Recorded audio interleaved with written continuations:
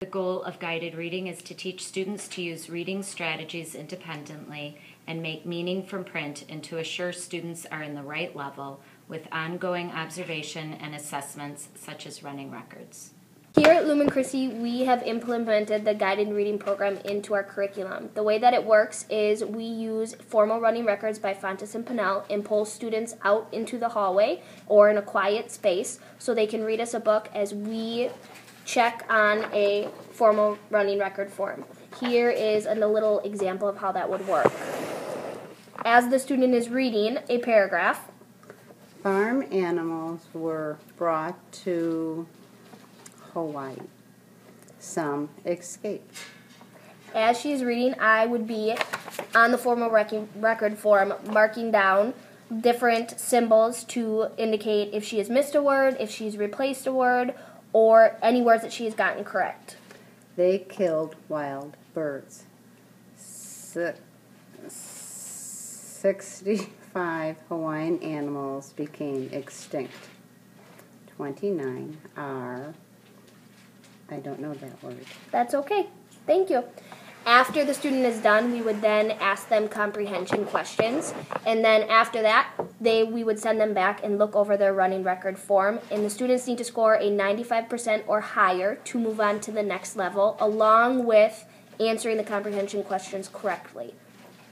After we have completed our running records, we then assess them and we group the children according to the levels that they have scored on these assessment forms. Through the year, we do more running records. We do running records in the middle of the year, about January or February, to see where our students are at. And at the end of the year, we do a final assessment so that we know where they've come from the beginning of the year to the end.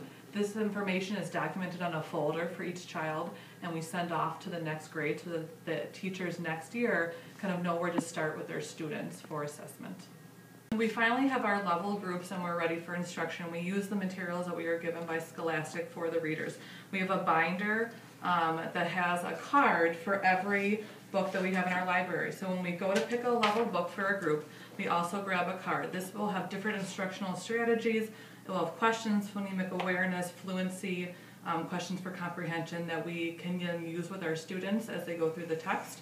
And we have a variety of books for each level, so we know that every group, their needs are met where they are at. Small groups are made of students with similar instructional reading levels. So teachers pull their small groups for guided reading while the others are engaged in the daily 5 activities or other valuable literacy activities. Small group lessons should be carefully planned in advance of the lesson. One of the lessons would be word work, which is guided by the teacher. An example of that might be a lesson on blending sounds. And the students will work on that, and each small group may have a different word work activity to work on. From that, we then move on to guided reading with the level text and the critical text vocabulary, which is important to introduce before we do each story. After the picture walk, we then will focus on a skill that we like the children to focus on with the book we're reading. For an example, it might be character analysis. We'll discuss the different characters, and as the story progresses, see how they change or characteristics that are important to make connections to the story. As students are reading, they kind of read in a whisper voice, and the teacher should have like little notepads, and they can take little notes assessing of the behaviors they're observing of the different kids. From those little notes, then they can have an individual sheet for each child in which then they will have an formative assessment to see what their needs are still needed to be met.